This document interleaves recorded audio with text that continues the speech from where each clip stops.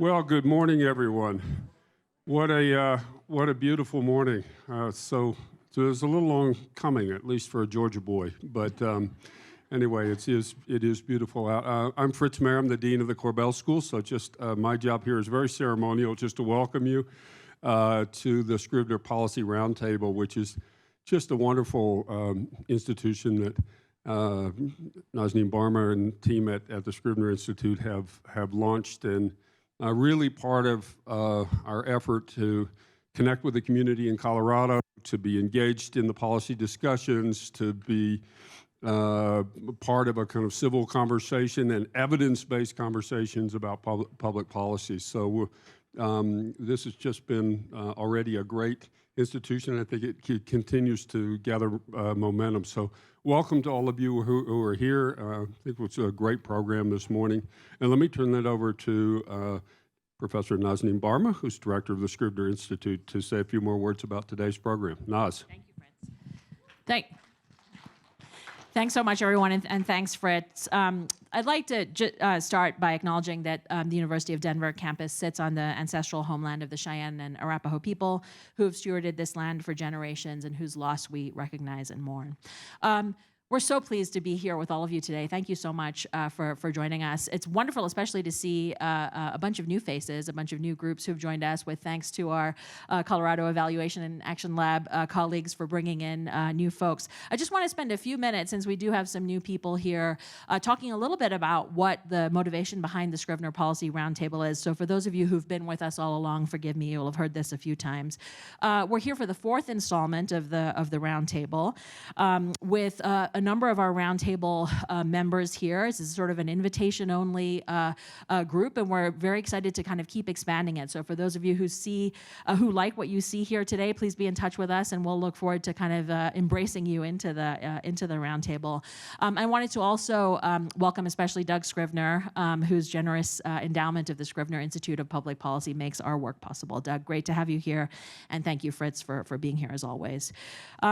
One of our core mandates at the Scrivner Institute is to serve as an interdisciplinary hub for conversations on public policy, both on the DU campus and vis-a-vis the community. As part of that work, the Scrivner Institute is leading, along with the dean's team at the Corbell School, a university-wide initiative on civil discourse. One of the ultimate goal of our work in civil discourse is an ambitious one. It's really intended to enhance our society's ability to engage in intelligent disagreements and productive dialogue between people who hold opposing views on the collective challenges that we face. And one of our commitments at the Scrivner Institute of Public Policy is to have those conversations on the basis of evidence, on the basis of data, and to have evidence-based policy conversations. And that's why we're so thrilled to have Whitney and Courtney and Lauren here today. Sorry, I did it again. We reached out as widely as we could to encourage attendance from a number of communities from the evidence-based community here in the state, and we're really thrilled to see the turnout.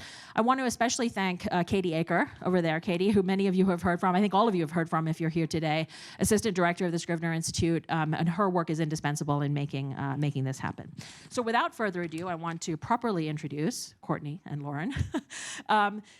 Before I do that, I just want to mention the format of the session today.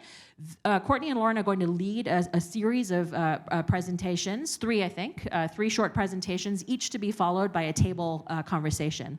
One of the things we heard from our first couple of sessions is that participants were really excited to have conversations with their kind of table group, building these connections in the community that we hope to foster, and having sort of actually, in-depth conversations about the work that's being presented.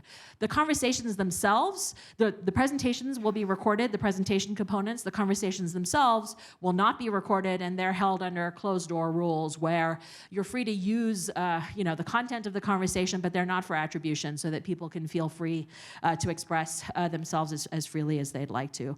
And those guidelines are really intended to help facilitate our real goal, which is to have robust evidence-based disagreements and agreements about the work that we're seeing today. So an enormous thank you to our presenters today. We're sorry that Dr. Kristen Klopfenstein, the founding director of the Colorado Evaluation and Action Lab, was unable to join us today. Unfortunately, she's unwell. But the team is admirably represented here by Dr. Courtney Everson and Dr. Lauren Gase, both of whom are senior researchers and project directors at the Colorado Evaluation and Action Lab. I'm super excited for the great program that you have planned for us this morning, in particular focused on illustrating and enabling us to discuss the crucial ways in which actionable evidence-based policymaking can take place. So without further ado, thank you. Lauren. Thank you. Yeah, I'm good at it. Okay, oh, yeah, got this one. Thank you so much, Naz. And we're just really delighted to be here partnering with the Scrivner Institute of Public Policy on what we're calling the Bridging the Research to Policy Divide, New Ways of Thinking About Old Problems. So my name is Lauren Gase. I'm a senior researcher and project director at the Colorado Lab. My background and training is in public health. Before joining the lab, I worked in applied research and evaluation in a variety of different settings, a variety of different practice settings, in federal government at the Centers for Disease Control and Prevention, local government at the Los Angeles County Department of Public Health, as well as in nonprofit and consulting. I joined the lab about 2 years ago really to address this critical topic. How do we start to foster better connections between the academic community and the practice community? How do we bring in rigorous work to support government in being more effective and efficient? So I'll turn it over to my colleague, Courtney, to introduce herself. Great. Good morning, everyone. My name is Courtney Everson. I'm a senior researcher and project director with the Colorado Lab. Similar to Lauren, I joined the lab about 2 years ago with an extensive history in academia and in the applied research and policy realm. My work really rests at that intersection of public health, prevention sciences, and social policy.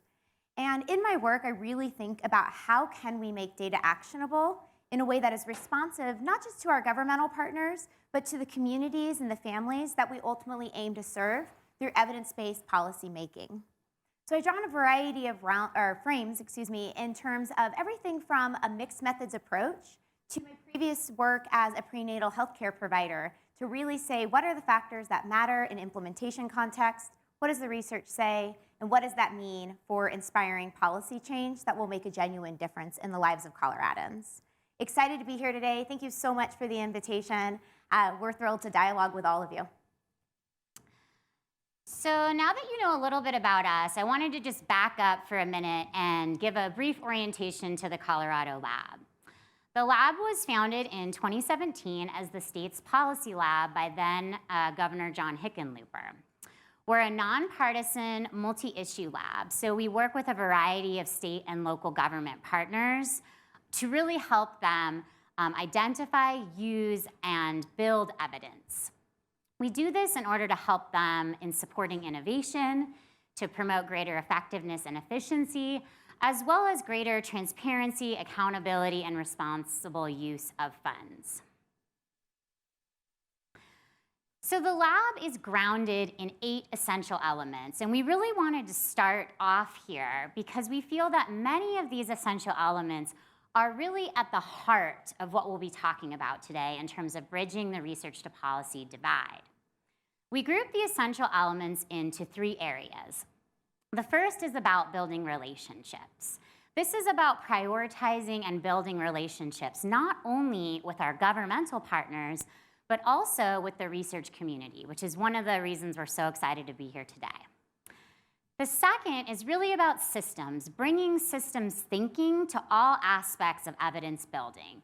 This includes adopting and applying a more inclusive definition of rigor, making connections across different sectors, and really welcoming risk for reward. The third bucket is action, where we work with our partners to activate findings and foster sustained change. If you want to learn more about our essential elements, I encourage you to check out our website. We actually have a blog series on the essential elements where we're talking about different elements of these as well as resources and tools. So for example, our last blog series, we have a really cool 2-pager that has a new definition of rigor that really is rooted more in practice and application. And of course, as we move through our presentation today, we really feel like many of these essential elements are going to show up. So how are we going to structure our time today? As Naz mentioned, we're going to structure this in 3 parts. All 3 parts are related to this problem as we have it defined here on the slide. And that is, as a research and policy community, we humbly acknowledge that we as a state are falling short of moving toward actionable data that informs sustained policy solutions. So the session is going to go in 3 parts. The first is, what are the major drivers of this problem? The second, then, once we have unpacked some of the drivers, is what are solutions that can interrupt those drivers? And then the third is, how can we work both individually and collectively on these solutions? So our goal is really to do that, to foster relationships between research evaluators and decision makers in a common commitment to actionable data that drives policy and practice solutions. So as Naz mentioned, for each part, we're going to provide a little bit of like initial thinking, draw some examples from the lab, but then we're going to turn it over to you all to have what we hope are really meaningful table conversations. On your table, you have a handout that has some specific prompts, for each of these areas, and don't worry, we'll go through each of them before we get to them. And of course, we welcome any clarifying questions kind of as we go, but given the size of the group, we are going to ask for substantive questions to really be handled in those table discussions, and we'll float around a little bit. So with that, I will turn it over to Courtney for part 1. Great. Thank you, Lauren. All right, so part 1, we really believe in starting with problem identification, because if you're not sure what you're trying to address, it's hard to come up with the right solution to actually match that issue or that problem that's presenting. So we start with the fundamental question, what is the core problem driving the divide? Now, over the last 5 years of working with both governmental and non-governmental partners on different research and policy projects, the lab has started to observe what we're calling 7 broad drivers that really are not only creating the divide between research and policy, but deepening that divide when left unaddressed. So we've plotted those across a continuum that you can see here on your screen. So what we see is down the middle is the major driver, or how the divide occurs. On one side, we have what we call where researchers commonly start, or put another way, where we focus, how we think about operating. On the other side, we have where decision makers commonly start, or put another way, what decision makers ultimately need to inform policy change. At any given time, you might be more on one side or the other, but what's important is that if we're not cognizant of the divide in the middle, we might fall short of actionable data and policy solutions that are grounded in evidence. So here we're going to unpack each of these drivers for a few minutes and then turn to our first table discussion to have you add depth to the conversation. First up is the relationship approach. Here we can think about sometimes how do we talk about our work, like, well, what's the major projects you're working on? And we might think about our work as like, oh, I have this set of projects as a researcher. I have some needs with a governmental partner. I'm going to contract with them. We'll have that partnership just for that project, and then we carry on our way. That is often what's been called in the literature a transactional relationship approach. You have something I need, I have something you might be interested in. We come together, and then we move forward. That has a time and a place and can certainly work well. The issue is that it might not be as responsive to ongoing evidence-building needs and decision-making goals, because those evolve over time. They're commonly very emergent, and so we need a different type of partnership approach or relationship approach that can be responsive. This is where the lab leads into sustained partnerships. Instead of starting with a project, we start with the partnership. By starting with the partnership, we're better able to support our decision makers with the right design at the right time for the right end goal. So that's really where we root, and that's one of our essential elements, relationships. Next up, and the next driver that we see, is different working styles that researchers and decision makers might hold. We often, as researchers, get really excited about our work, and y'all, that's a good thing. We're like, let's design this. Ooh, look at the science. We could do this super cool method. We start to collect our data. We analyze the data. We write up the findings. And we've done all of this more or less in isolation. And then when we have our findings, only then do we say, hello, does anybody want to look at my findings? They're really cool for policy, right? So we wait till the end. We work in isolation, try to disseminate at the end. In contrast, the lab finds that from the very beginning, when we lean into a co-development process, we're better able to co-develop not only what questions should be answered, but the design itself, right? We are able to address challenges that come up along the way. And what happens when you have decision maker co-development from the very beginning with you? You have greater buy-in, you have greater relevance. The likelihood that those particular results are now going to be used for policy change increases because you've had those conversations from the start. This leads us into our third major driver, that of different priorities. How do we decide what are our priorities for evidence building? Oftentimes, as researchers, we lean in to the best science, to knowledge production, to like, what's the gap in the literature, right? That has a time and a place. We need to continue to develop that broad research base. And when we look at what our decision makers need, we realize that they're starting with what's the end use case? How can research help inform my end goal? So at the lab, we commonly lean into thinking about what's the end goal here, and then we backward map our design, the questions that we're prioritizing, and the approach to meet those end goals so that we can increase the potential for actionability. When we look at our fourth driver, we look at timeline differences. This should be a bit obvious by now, but can you imagine trying to do sustained partnerships, co-development, end use case goals on some kind of a linear predefined timeline? It'd be really tricky. Right? And yet, oftentimes as researchers, we have our own self-driven timelines. They might correspond with the academic year. They might correspond with the grant or the funding that you have. They might correspond with a multi-year research agenda that you're trying to build out. For decision makers, they are most often faced day in and day out with time-sensitive decisions. Some of the operational kind, some of the strategic kind. And so this is where we have to be really cognizant of, while we're sitting here taking lengthy time to build out the evidence, what's happening today in policy that needs evidence to inform. This is where we're commonly asked, but wait, I can't rush research. It takes what it takes. That's true, right? We can't rush evidence building, but what we can do is have an opportunity to think about what are the critical decision-making points in the timeline that we can better match our design to. So if something's coming up, a policy decision, an opportunity to have a civil discourse and dialogue around something, are there preliminary findings we can bring to the table? Can we match our design to those time-sensitive decisions? In our next driver, we also really see this idea of, why do we even choose the designs that we choose and the priorities that we choose for evidence building? And oftentimes, when we ask a researcher, where do you think you're going to go with this particular design? They'll answer the gold standard, of course. And what do they mean? They often mean RCTs, right? They often mean randomized control trials. At the Colorado Lab, we use something called the steps to building evidence. And for us, randomized control trials and quasi-experimental designs are steps 4 and 5. So what's steps 1 through 3?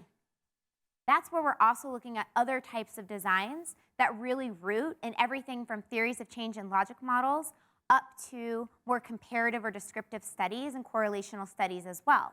Because remember what we said at the beginning. If you want to make data actionable, it's about the right design at the right time to answer the right question.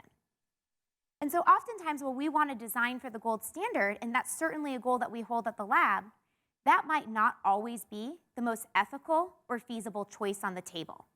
And so designing for rigor, as Lauren had mentioned, we take a more expansive definition of rigor, means designing for context.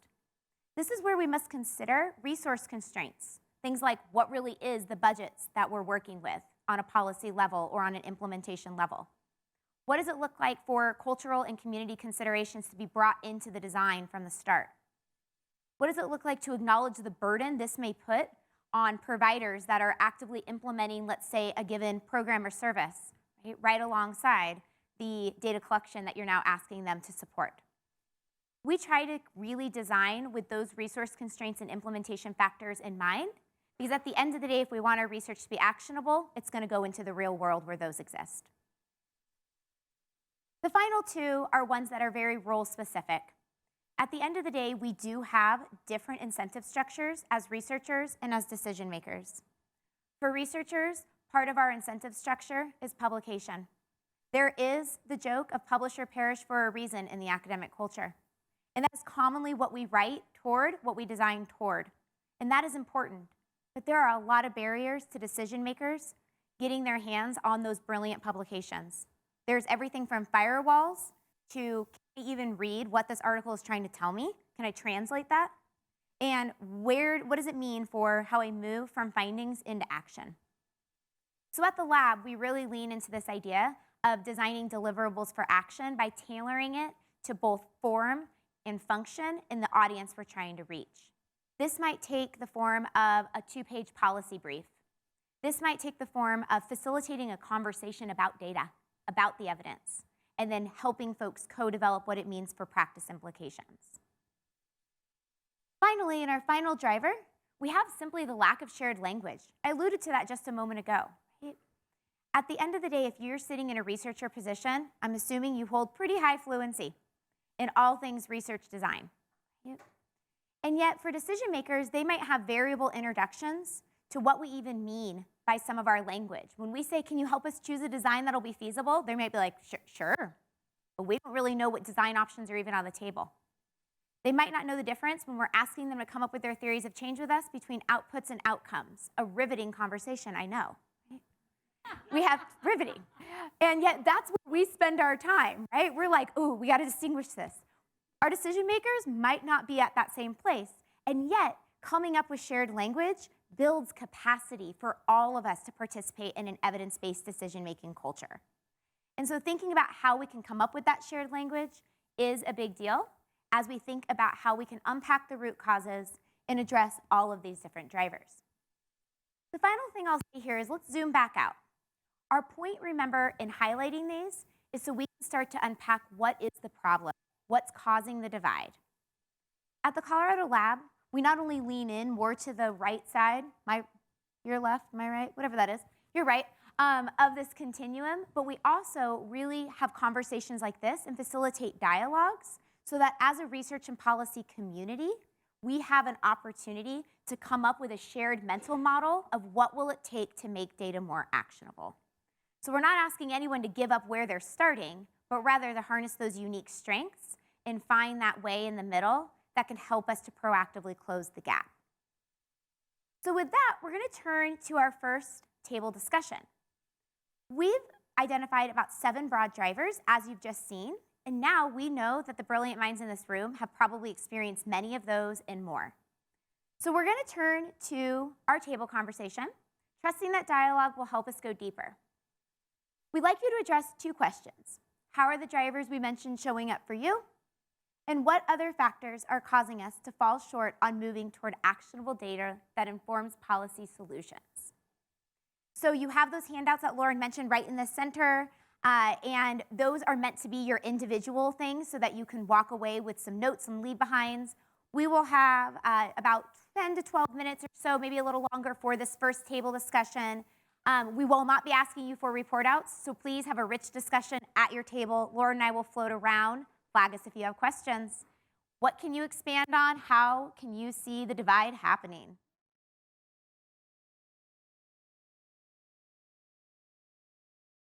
We're moving into now part 2, which is what solutions can help interrupt these drivers that we've collectively identified.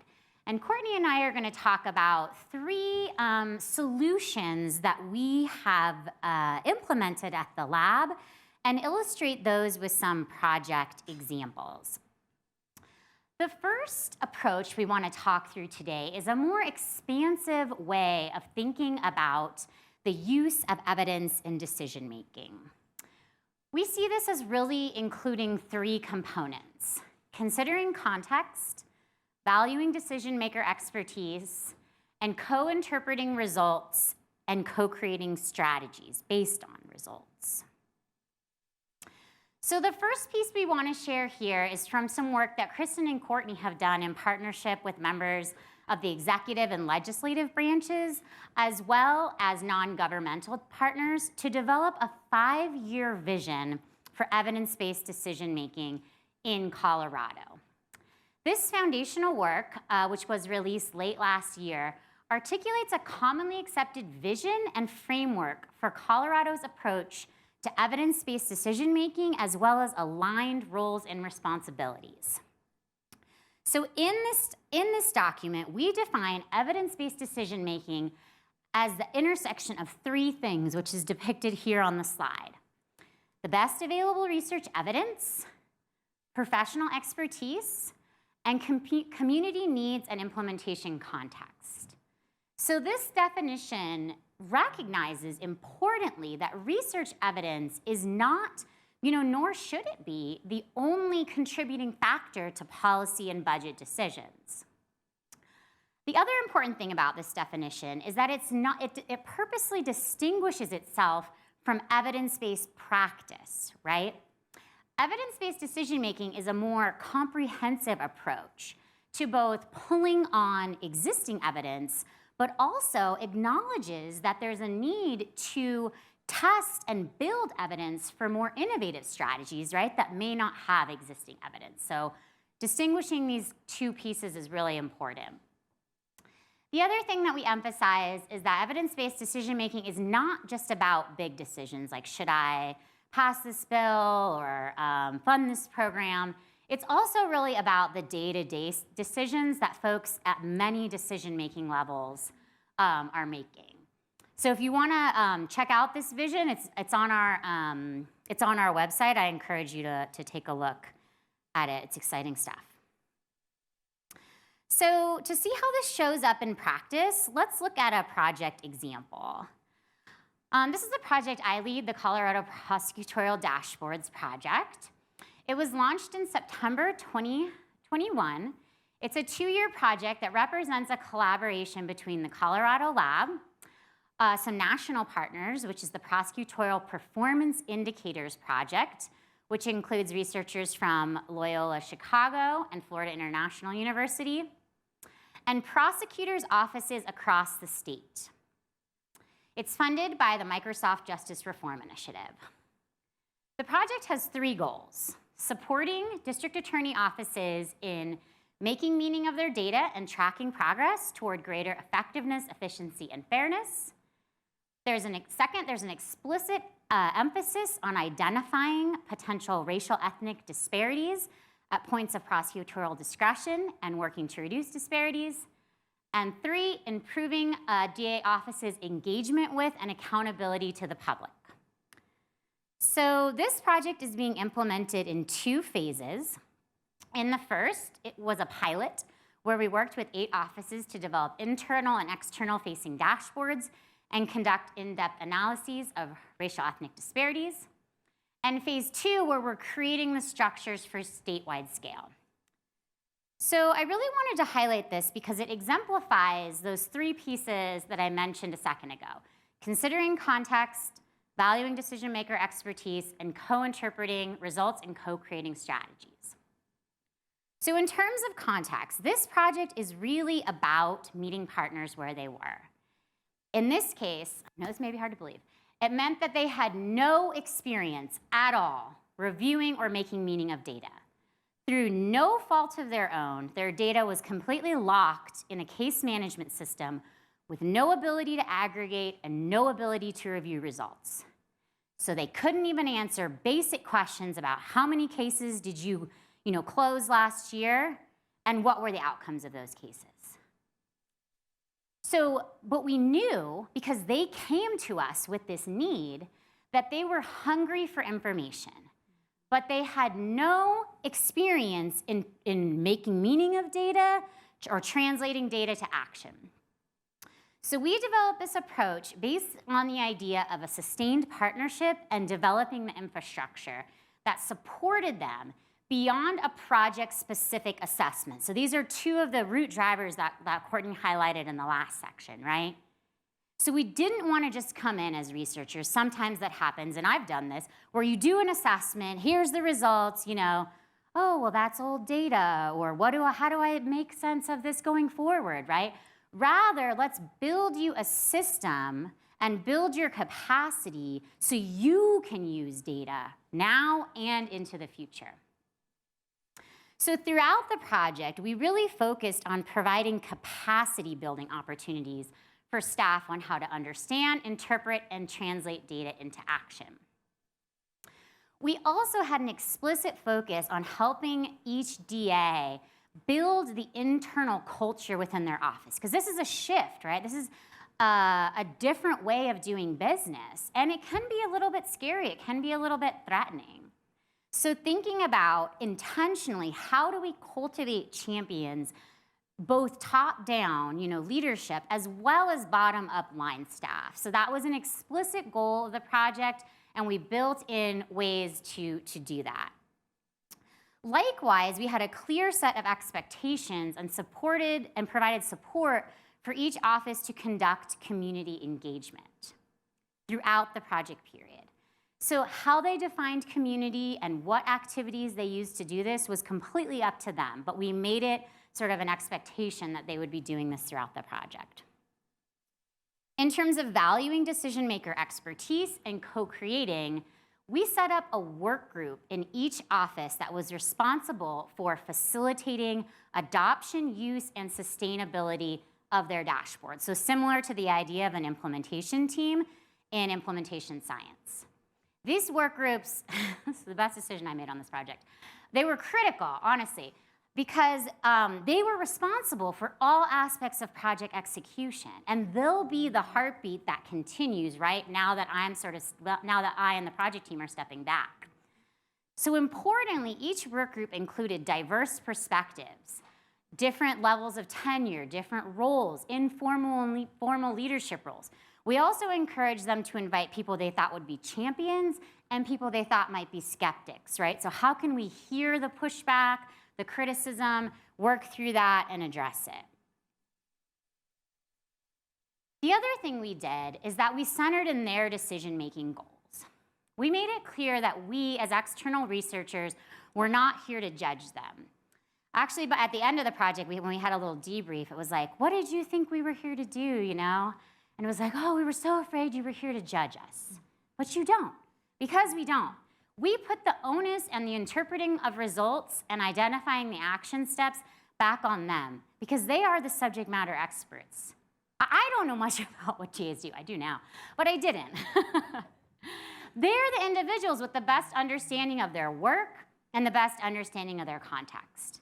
And we make that a reality. And so each section of the dashboard and the front section of the disparities report includes their interpretation, what are their key takeaways written by them. I provide some suggestions if they're inaccurate. And what are they gonna do, you know, based on the results, right? We support them in developing action steps at that sweet spot, right, of the trifecta of community context, their expertise, and the evidence that we're seeing. The other piece that makes this project so special and really supports actionability is the peer learning elements. So we host quarterly learning meetings that support all of the offices in coming together and learning from each other and developing shared commitments. So at first, this was kind of hard. You know, we had to take a larger role in facilitation. They didn't really know each other that well. They don't really do this kind of thing, but now, like, I just show up and they just go, right? It's like, here's 2 questions, have a nice time. And it's so great because that's how they're learning from each other. Hey, what do you think of this? Should we try this? How do I deal with these kinds of cases? It's great. The other thing is that it does, unintentionally, intentionally, is that it creates healthy competition. So they're the ones encouraging and supporting each other to do more, not us. It's them seeing each other and wanting to kind of outperform each other, which is great. So the second approach we want to talk through is designing for sustainability. So at its core, this is really about supporting systemic change, defining the collaborative model, focusing on capacity building, and providing what we're calling evaluation plus. So for the sake of time, I'm just going to talk through a couple of these elements in more detail and then share a project example. So in terms of defining the collaborative model, we like to take what we call a collaborative or co-created approach. So this is a visual that we created, which on the left kind of has lab-led, projects, and on the right really has site or partner-led projects. And by partner here, I'm talking about our government partner. And this is a visual that we have. It's also on our website that has how this gets operationalized kind of below it. But what we like to do is really kind of in that middle piece. And this is a visual and a conversation that we explicitly have with our partners. How are we going to work together to co-develop agendas, facilitate meetings, create products, foster action? And again, we think this is a essential component of capacity building. So we kick off our time with partners by developing a project scope and a written set of agreements that define roles, expectations, collaborative processes.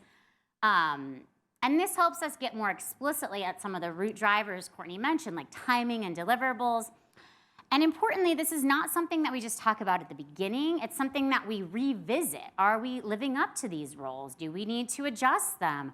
Are we meeting the expectations that we've set out for each other, right? Having that kind of constant feedback loop and adjustment to make sure that we're collaborating in the way that we want.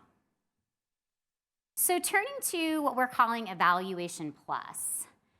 This is really a more intentional approach to integrate implementation science into our work.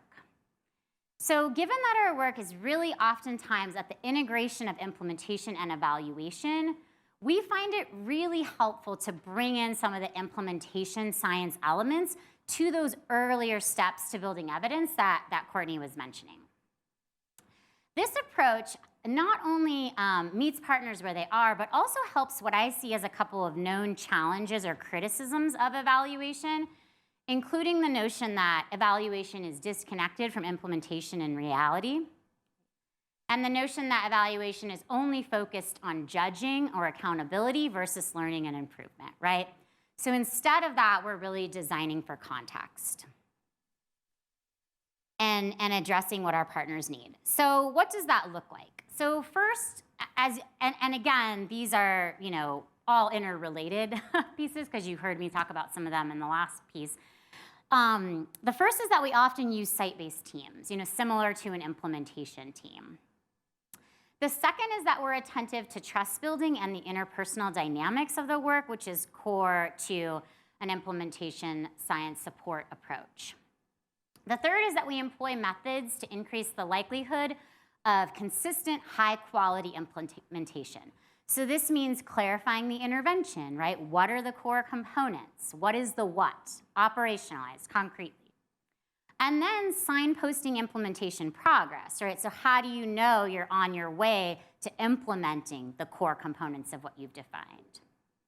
And we also refrain, and it can be difficult, from distilling to outcomes assessment too quickly, right? So there's no point, in my opinion, of doing an outcomes assessment if you don't know that what you're trying to implement is being implemented fully and with fidelity. And lastly, we employ a number of IS adjacent strategies, including surfacing assumptions. We also identify implementation drivers. These are something we sometimes add to our theory of change, which is kind of cool, to show like in order for this to happen, in order for this arrow to go from this arrow, this is the outside piece that may impact that. And sometimes we help address some of those outside drivers, for example, through targeted communication support. We also define and assess fidelity. We also develop implementation manuals or program manuals, right, to help document and support sustained implementation. And of course, developing testable hypotheses. So I'm going to turn quickly to a project example. This is our work with the Office of Respondent Parents Council that Courtney and I work on together. A bit of background. ORPC provides legal advocacy services for indigent parents in child welfare proceedings.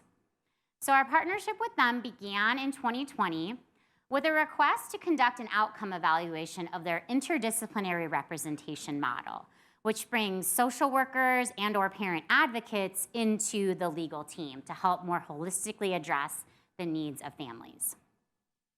So since beginning the evaluation of that specific program, we've really broadened our effort to include more systemic work. For example, we've developed a theory of change for the office. So what are the different components of what your office is doing, and how does that work together to achieve your outcomes? We've provided input on the redesign of their case management system, which again probably was designed more from the perspective of billing, right, as opposed to evaluative work. So bringing in some reflection on how can this be a both and system. And as I mentioned before, communication support, which is particularly important given some of the nature of their work and some of the political sensitivities around that. So importantly, and I think this again just demonstrates the nature of the relationship, they brought us in as implementation and evaluation partners when they decided to start up a new program, a preventive legal services program that provides legal support and services before a child welfare case was filed. This was a new role for them, right? But they saw this need. And so we really saw this as an example of where we could use that evaluation plus approach, right? So for example, developing an implementation manual, helping them define core program components, and then starting to gather information on to what extent that the model was being implemented and what are some of the key implementation components that maybe need a little bit of support. And in this case, using a data-driven approach to help them enhance their referral process, right? So are we getting the types of referrals that we want? What are the barriers to someone referring? How do we help address those barriers? Can we address those barriers, which was a fundamental question in this piece. So overall, again, this illustrates that we aim to be responsive in our approach to match the stage of the program, right? Is it a newer program? Has it been well established, right? Making sure the methods are aligned with that stage. This often means that we're using mixed methods to fully explore the questions. Another feature that I want to highlight that's pretty cool here is that we've paired our evaluation questions with learning questions. And this gets to another one of the drivers that Courtney mentioned. Putting what they want to know explicitly at the center. So learning questions, in contrast to evaluation questions, are often like backwards looking, right? Like, to what extent did we get our reach, or did we achieve outcomes, or they're always backwards looking. It's fine, they're evaluation questions. But learning questions, in contrast, are typically forward looking. So for the pre-filing program, that was, how can ORPC and its partners maximize the impact of this pilot? And the second one was, should, and if so, how, can we scale the pilot across the state? That puts what they care about directly at the center of the work, right? And you can still use evaluation data to answer that, right? It's not, it's not like you're necessarily doing a lot of difference in the methods, but you're just articulating that, right, clearly for them. It's cool too, with this project, we've also co-defined capacity building goals. How do you want to grow? How do you want to learn? Put that in the plan so everyone's agreed on that. And the last feature I'll highlight here is the work we've done to leverage the Linked Information Network of Colorado, or LINK. Some of you may be familiar with this. It's a project of the lab whose mission is to securely connect and then de-identify data from across systems. So for this project, we're using LINK to connect ORPC data with data from child welfare. So this data is needed, this linkage, right? Because each has a different part of the picture. So this linkage is needed so the office can understand how their work can improve family reunification, promote parental dignity, and reduce long-term cost of system involvement. And so what this does is it not only helps us with our evaluation of the two programs I mentioned, but it sets the stage then for sustained collaboration because they have this in place, then they can continue to look at these outcomes themselves, right, over time. So before we turn to table discussion, I will toss it to Courtney to talk through the last solution. All right, we promise this is also the longest time that we are up here talking without you talking. So, last few minutes of this, in our final solution, we really want to look at how integrating community context and lived experience into policy research can make your data more actionable and drive that change that we're looking for. There's 4 different elements of this particular solution we want to highlight. The first is really thinking through how we can begin setting priorities through those sustained partnerships. When we were circulating during the table conversations, one of the things I kept hearing at different tables was, by the time I have my results, the policy issue is passed. Nobody cares. It's too late, right? And so one way that we can think about this is when we start to partner and think about what is community context, bring in lived experience, what are the needs of policy, we have a real opportunity here to start to set the priorities and match our evidence building to that so it's right timed and right sized to what's the next policy discussion on the table. And this is a really, really big deal in terms of making that data actionable, and yet it's a pretty simple solution, right? Sustained partnerships, setting priorities together. The other thing that's so important about this first element is it surfaces a certain assumption. At the lab, you'll hear us talk a lot about how do we make the implicit explicit. And one of the most important pieces of this is that we believe, and we're surfacing this assumption, that policy priorities should reflect the real needs of people on the ground. So if our policy priorities should reflect that, so too should our evidence-building priorities. And those partnerships are what allows us to match our research design to the actual policy goals that will make that measurable difference in people's lives. We can't do that without paying attention to community context and lived experience. The next piece is really around promoting reach, relevance, and rigor in the work. When we talk about an expanded definition of rigor, we're not talking just about good science. We're also talking about surfacing some more assumptions, like how do we ask the challenging questions? How do we start to unpack those root causes? How do we match our design to answering that question? And how do we make it transparent and systematic throughout the entire thing? It's going to be really hard to do any one of these elements and criteria for rigor if we're not partnering with community and with lived experience. How are we going to make our work transparent? How are we going to find out what are the root causes? How are we going to find out what's the actual challenging question, not the one that just lends itself best to our gold standard? So we believe that by partnership, we can really start to promote that rigor, and we can have greater relevance of the research that we're doing for policy impact and increase its reach and its potential.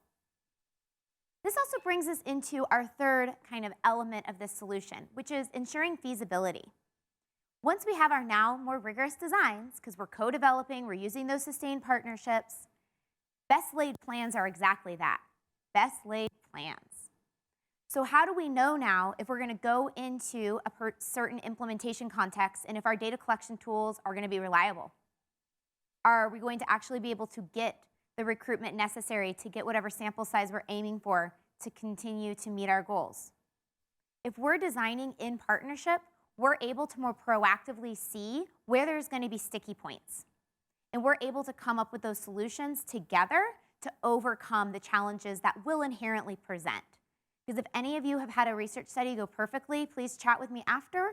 It rarely happens, right? There's feasibility. And we have to think about partnerships as a way and as a solution to addressing those feasibility issues. The final one is around informing sustained solutions, something that you're hearing as a theme today. When we talk about sustained solutions, we don't just mean the longevity of them, but we mean the ability for them to carry across systems, across communities, and when we exit, right? We emphasize capacity building so much because we want to exit and we want the work and evidence-based policymaking and decision-making to carry on. So what can partnerships with community and lived experience really do in this realm?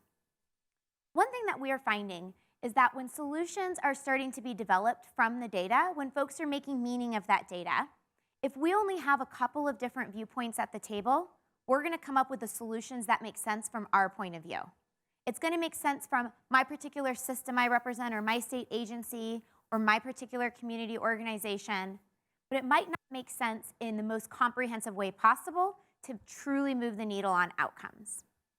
When we're able to partner with community and consider context, we are able to find out if the minute we exit, is it all going to fall down? The minute we partner with lived experience, and the minute we partner with our decision makers, our providers, our practitioners on the ground, this is where we start to come up with solutions that can cross systems and break down those silos that are holding the problems in place. So we see that as integral to making that data actionable and sustained. In our final example here, we'll look at a case study coming from the lab's portfolio of work that I lead on perinatal substance use disorders here in Colorado. For those of you not working in the health space, perinatal is just a fancy word for from pregnancy to birth through that early postpartum and first year of life for that infant. Okay? So this particular study is such a great example, I think, of what we've been talking about in terms of breaking down those root drivers and getting into those sustained solutions and partnerships. So here's what happens.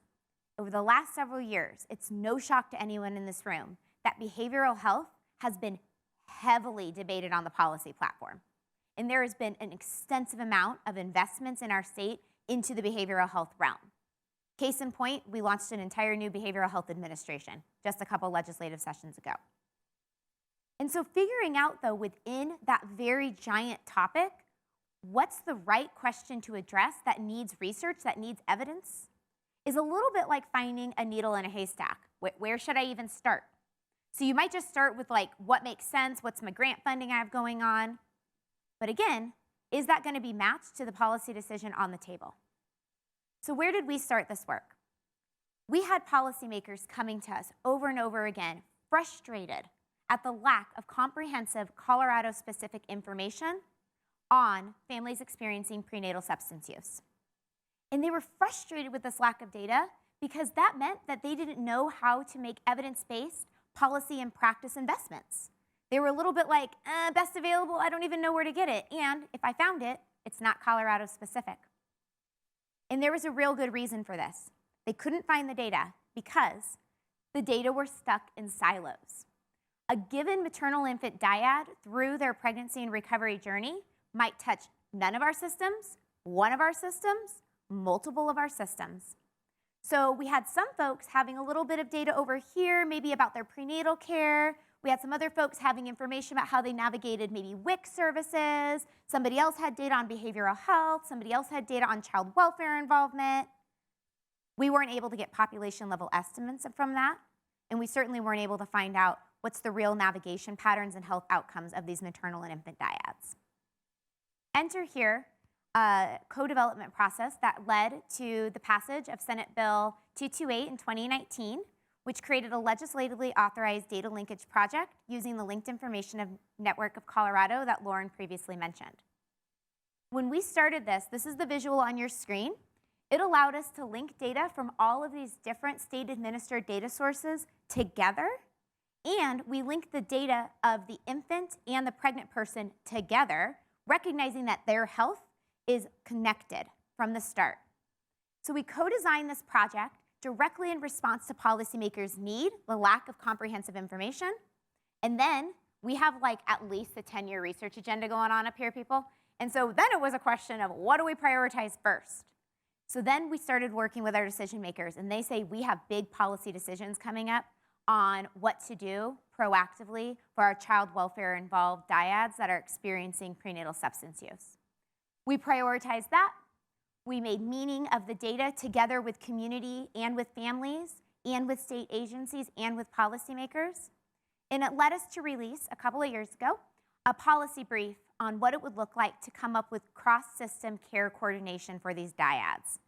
When we first started the conversations, I will never forget this, everyone's solutions when they were making meaning of the data were very like my agency specific, right? what I can do from my corner of the world. And when we started bringing those perspectives together, started to design for that sustainability, started to think more expansively about implementation context, we came up with cross-system care coordinated solutions. So we put out a policy brief on this that was co-developed, and from that, a resource opportunity then emerged to move from vision into action. And the Colorado Department of Human Services funded a 4-year pilot looking at how we can create these cross-system care coordination for these particular maternal infant dyads. As you can imagine, we're not just going to let the pilot go and say, good luck, pilot. We're going to build evidence on it from the start to the finish. And it really illustrates our need for an iterative pipeline of evidence building that, again, is challenging to do without those partnerships at the table from the start. And so we continue this work with family and with community. And importantly, co-development was huge from the very beginning to make sure we were addressing the right question with the right design at the right time. It's had several pieces of legislation since then to really make actionable the research, and it doesn't stop there. The other piece I'll highlight in this particular example of practice is that a data linkage project is exactly what it sounds like. It links data from state-administered data systems. That tells us the what of the data. It does not tell us the why or the how. And so from there, we paired this with a mixed methods approach and launched a qualitative study that allows us to start to ask some of those really deep root cause questions of why are we seeing the patterns we're seeing in the data? Right? How are services being navigated? And most importantly, how can policy create systems level change for these families?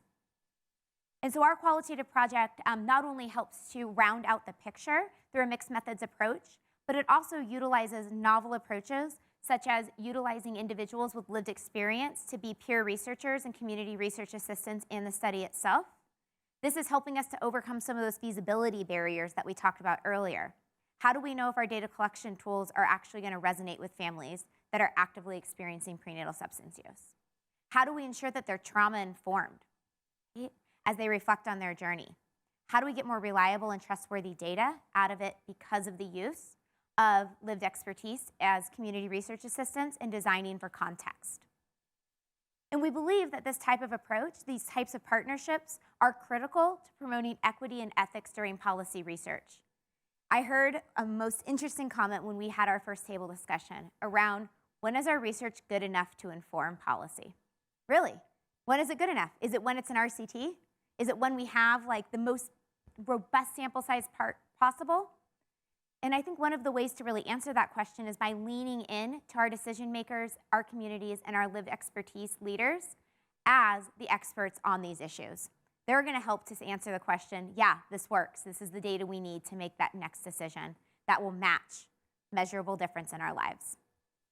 And so when we think about building evidence, when we think about making data actionable at the lab, we believe in not just building evidence on what works, but for whom and under what conditions. And we believe that these partnerships can help us do exactly that.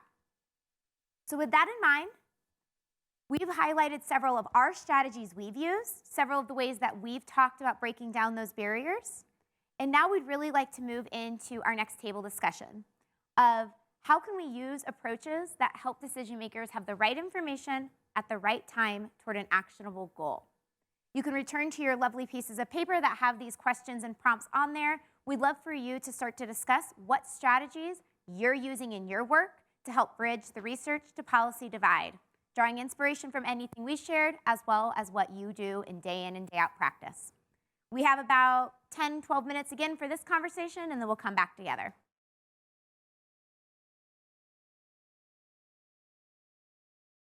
So as we move into our final time, we move into part 3 of how can we really move today's collective learning into action. And I feel like in the little bit of table conversation I heard and in sitting with one table, it started to become this question of, wow, how do we start to work together in a way that conquers this divide and starts to really bridge this gap between research and policy? So we really wanted to introduce 2 concepts today as we move into our final dialogue. The first is the question we seem to keep getting, which is, so how can we work with the lab? Do you take students? What about if I'm faculty? What about if I'm an applied research center? And this is where we genuinely believe that there are always going to be so many different policy issues that need evidence building around it, and there is only a small team of us. As the state's policy lab, we are not looking to do all the work ourselves. We're looking to build a network of researchers that can help us accomplish the goals that we've outlined here today. Because we know the expertise in this room, we know that the experiences, the connections, the partnerships you all hold, that's what we need to remain responsive to decision maker needs. Right? And we have talked about this at the beginning, but we are a non-issue specific lab. Right? We are purposefully not focused on any one issue. So when we have different issues coming up, we want to go into our network of researchers and of policy experts and say, can we partner? And so at the Colorado Lab, we have built this network of researchers, several of whom are in the room here today. Thank you for being here, colleagues. And we've really found different what we call touch points of how you might get involved in this type of actionable research and blend it with what you need depending on what type of structure you work under. Right? Maybe you are trying to get tenure. So what does it mean to do actionable research and still get the publications out to get tenure? What does it mean to work in an applied center where you need to make sure that you're soft money funded and you want to keep folks employed? How can we work together to meet those individual goals and the larger collective impact goal of evidence-based policy and decision making? So in our continuum of these touch points, we have everything from serving as a consultant. These are pretty like low touch roles. It's usually reserved for subject matter expertise.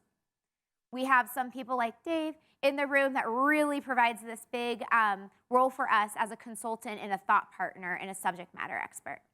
We have others that are serving as lead researchers on projects.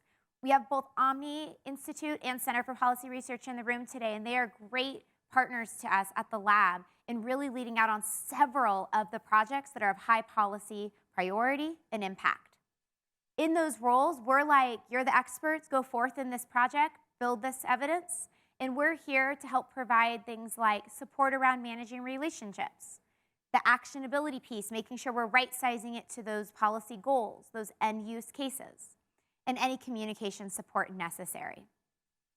We also might co-lead a collaborative initiative. So in this case, we were asked a question earlier of, do we ever partner with nonprofits? Absolutely. They're often, though, not the only client, because remember, we are a policy lab in service to state government. And yet our policy issues don't just exist within one state government system. They exist in community. Right? So in the case of co-leading collaborative initiatives, we might ask different nonprofits or different community organizations, as well as state agencies, as well as researchers to come together to really use their different organizational strengths and capacity to lift a pretty heavy initiative. And of course, build evidence on it. The fourth way that we really build this network of researchers is through what we call standing up an evaluation team under one of our coordinating hubs. So coordinating hubs are a model, and I heard you use this term earlier, and I loved it, this idea of being a hub, right? We're trying to create a nexus that then aligns evidence building in our case and aligns actionable research for policy. So we currently have 3 different evaluation hubs that the Colorado Lab coordinates on behalf of state government. We have a Family First Prevention Services Act hub. This is coming out of prevention work in child welfare space. We coordinate the evidence building activities for Colorado's strategy in meeting federal legislation and are able to really think about how to get direct results into policy more quickly. So if you're interested in that space, chat with us. We also have the Early Childhood Evaluation Hub, which helps align and coordinate evidence building activities for stimulus-funded work through the Colorado Department of Early Childhood. And most recently, we've launched the newest hub on evidence-based decision-making and the 5-year vision that's been set forth that crosses all 3 branches of government and is non-issue specific for a reason, because we believe that every policy issue should ultimately be grounded in evidence-based decision-making. And so this hub allows us to cross systems, break down silos, and break down any specific policy issue. So that's kind of your open invitation to say, I work in X portfolio, right? Is there an opportunity for me in my research to be part of this hub and to advance the vision for evidence-based decision-making? My answer is inherently yes. Let's explore more. The other way that we see all of this work happening is by embedding the principles we've talked about in your own work that you're already doing. You don't need us. We're here to provide facilitation and coordination support to state government, to decision makers, and to the research community. And we know there's already really good work being done that you can take forth today's learning into action on a day-to-day basis. So we're going to move into our final set of discussions today. We originally planned the last discussion as small tables, but given that we have the time and given the richness of the dialogue that I'm hearing across tables, but you're not hearing with each other, I think we're going to invite that into a more large group discussion at this point. One final note so that I don't get this question at the end. If you're interested in working with the Colorado Lab and exploring opportunities for yourselves, your students, your faculty, your postdocs, please fill out our call for external research partners that is hosted on our lab website, coloradolab.org. We would love to be able to chat with you about those potentials. So moving into our final round of conversation, this is really where we get to action. I've just posited this idea that we need a network of researchers anchored in a growth mindset and committed to responsive research policy partnerships. We hope that you will be part of that network with us. And so today, I think we'd like to go into really a question of how can you translate some of what we've discussed today, the barriers you've seen, the solutions you've come up with, into your own work, and where do we need to further coordinate together for collective action that drives evidence-based policymaking. Lauren, anything else you would like to give as a prompt? I think we're excited to hear some thoughts. If you also want to share out any of your key takeaways from earlier conversations, please feel free to share those, as well as if there's any questions, we're happy to answer questions as well. And we now have a floating mic. It shall come around to you. You don't even have to give it up. But we'd really love to hear some insights from tables. I've got to hear the insights. Lauren's got to. We haven't had to hear from each other. So if we could just get some insights of what are you walking away with, what's on your mind, what questions you might have for us or each other. Let's jump in now. I'm going to fill the immediate silence, if that's okay, because I have an idea. I mean, I think you've sort of teed me up really well to say what I was going to say in closing, which is that I hope that the Scrivner Institute of Public Policy can continue to serve as a place for sharing this kind of information. As we were talking at the very beginning of the session, I think so many people in this room are doing this applied evidence-based research, and the communities with which you usually interact are your stakeholders, the people for whom you're doing the work.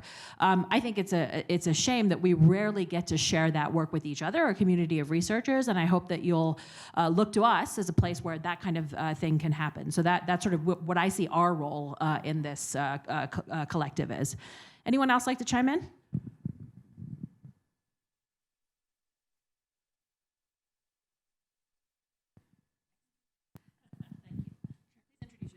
Hi, my name is Heather Allen. I work for the Kemp Center.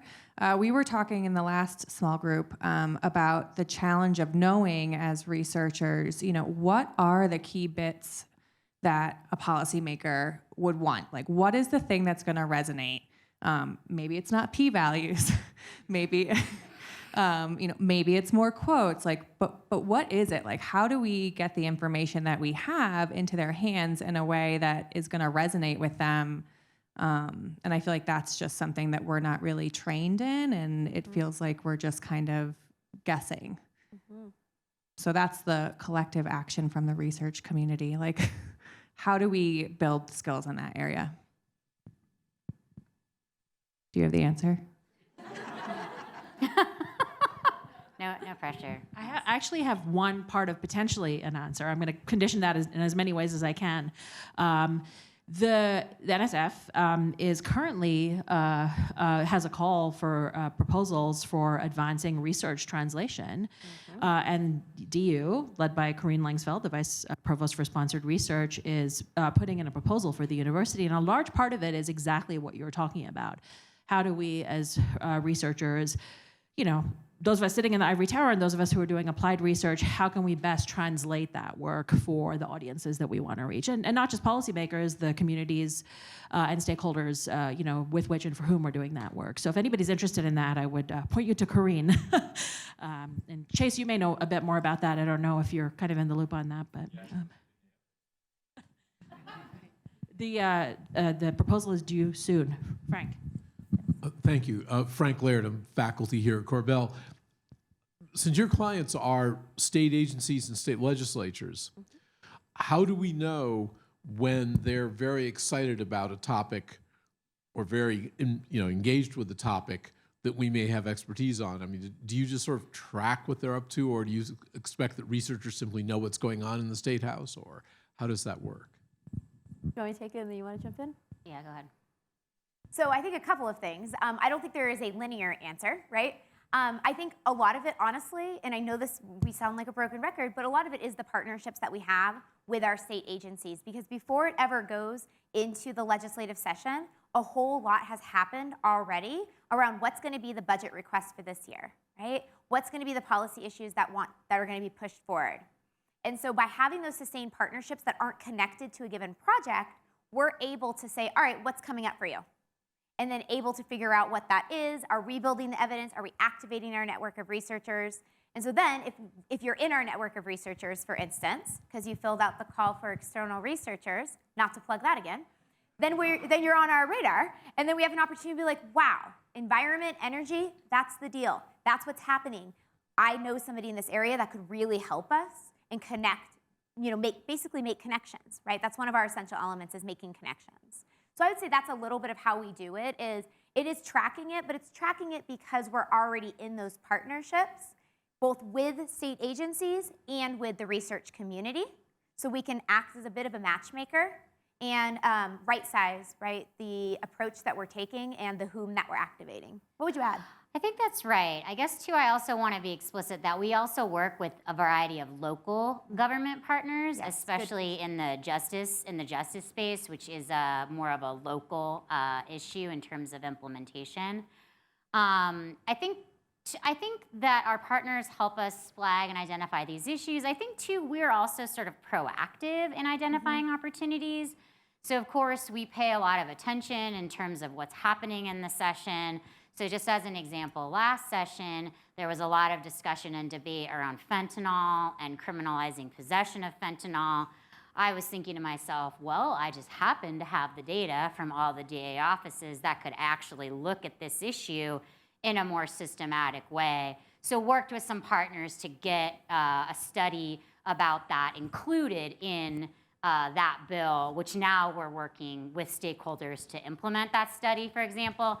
So I think there's also a level of both responsivity and proactivity that we try to bring, but again, just based on ongoing work, ongoing partnership. Yeah, Ellen Witt here with the Colorado Lab. Also, in part, a response to your question, I'll also make a shameless plug to, in addition to signing up for our call for external researchers, to sign up for our newsletter. Yes. We just had one that came out this morning with 2 calls for letters of interest, one to develop an external early childhood dashboard, and another to do some program discovery work for the UPK, the Universal Preschool Program. So I know some folks in this room might be interested in that, but that's another way to just stay in the loop when we have contract opportunities to do some evaluation work. Thank you. Mark Winoker, Social Work Research Center at CSU. I think also an answer to your question, I think research practice partnerships, our RPPs, are pretty essential.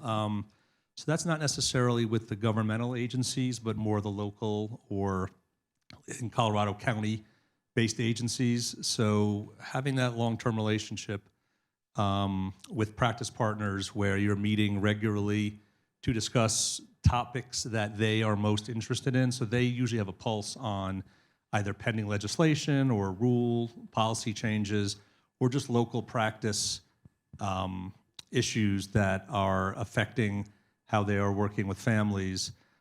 They will know a lot earlier than a researcher would know what is happening and how it needs to be looked at. And I think if you have that network with your practice partners, you're able to address that big idea and immediately start to look at a design and hopefully come up with the information they need in a timely fashion. So that's kind of how we get into that pipeline, is more from the practice side of it and kind of count on them to know what the policy implication might be.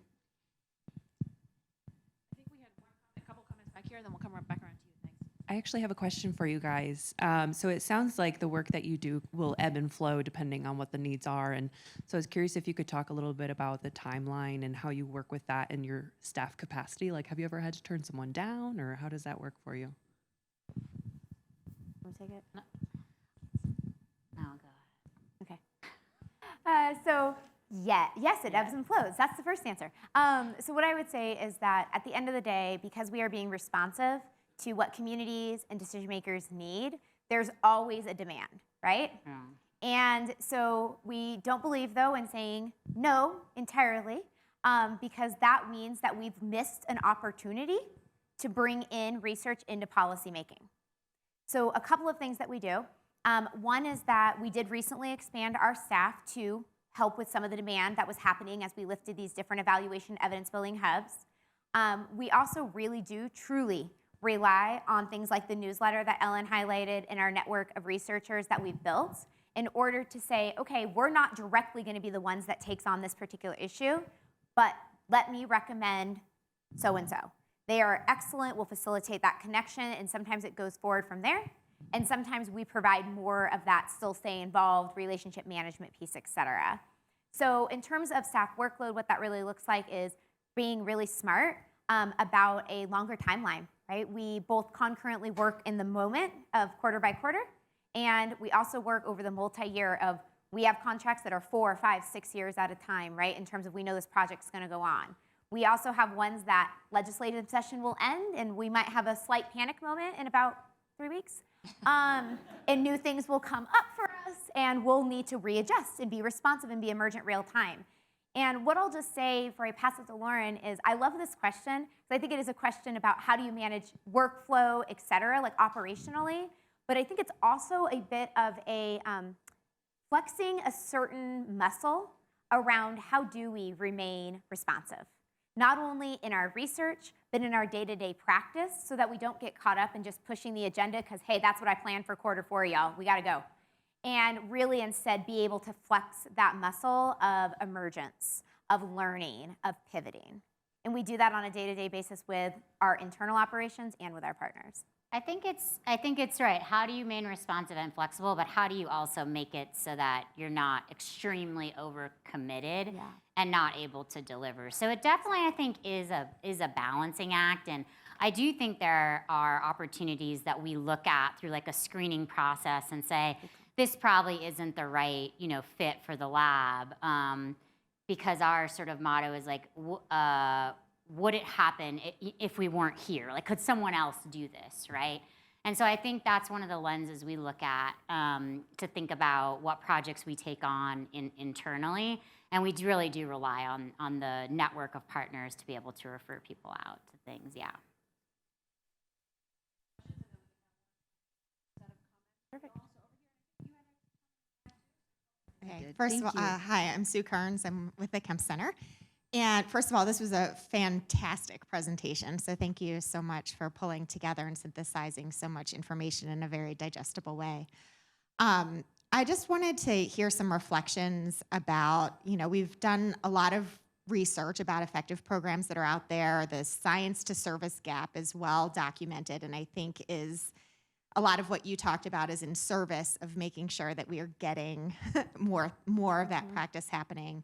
But there's also an implementation gap, right? We know more about what's effective in implementing programs through implementation science than is actually applied in those settings as well. And so I see there being sort of a twofold, both getting the evidence out there, but also how do we effectively implement these programs over time, because we know without effective implementation, even the best, most well-researched, high-quality interventions are unlikely to have the intended impacts that they have. And so I'd love to just hear a bit about kind of how you're educating policymakers around that piece and the challenges that are inherent in trying to get funding associated with implementation in addition to the effective programs. Yeah. Sure. That's perfect. Oh, my question was more around, or comment around for people in the room. I have the opportunity to work with the lab, and it's been wonderful in their early childhood portfolio. And I think I'm a professor at CU Denver in early childhood policy. One of the things that we're struggling with is preparing the next generation at the doctoral level who can work in this space, and thinking about what do we need in terms of doctoral training, shared opportunities even across our universities to continue to train and develop researchers that can work in service of what you do, especially when a lot of professors who are doing, people who are doing applied work don't often work in academia. Yeah, I think your point about implementation is really, really critical. I think this surfaced for us most recently in serving as what was originally thought of as an evaluation partner for the funding that was awarded under the Governor's Emergency Education Relief Fund through the RISE money that was awarded to local school districts across the state to help address the negative impacts of the COVID-19 pandemic. And what we originally thought our role was going to be was in sort of helping to build evidence around innovative practices. But what our role pretty much completely turned into was how do you stand up and implement innovative practices within a school district in a time of crisis, quite frankly. So it was really tricky, and I think we have learned a lot through that piece. That we worked with a lot of implementation science partners, including the folks at NERN, which I'll definitely not remember what that acronym stands for right now, over in North Carolina, but have sort of started building out what does that component look like, what does it mean to think about implementation. That is informing a lot of our Evaluation Plus work. We're actually going to host a webinar on this topic later this year about the need to bring together evaluation and implementation science practitioners more systematically to be able to learn from each other. So it's definitely an area that's kind of on our mind. We're trying to take learnings from that and, as you suggest, communicate that more appropriately to policymakers. How do we think about including those elements as a part of new grant funding that's awarded? How do we have support for that kind of thing? How do we not just assume implementation is going to happen? How do we not just assume sustainability is going to happen, right? So how do we more intentionally build that in? And we're working closely with the governor's office on a couple of new pieces that are coming out of that RISE funding on exactly that issue. But I think it's super critical and is something that's definitely been on our mind recently. I'll end by really addressing your comment and closing us out today. My hope is that we have planted a seed for the work to be done as we move forward towards evidence-based policymaking and actionable data. I think it's going to require thinking thoughtfully about the next generation, working together, leaning into that growth mindset, and to ultimately be thinking through how we can make this not a one-time conversation, but a overtime conversation as we move together in this work towards that shared goal. So thank you so much for being part of the dialogue today. Thank you so much for the invitation for us to be here. This has been inspiring for us, and we hope the same for you. Thank you. Thank you.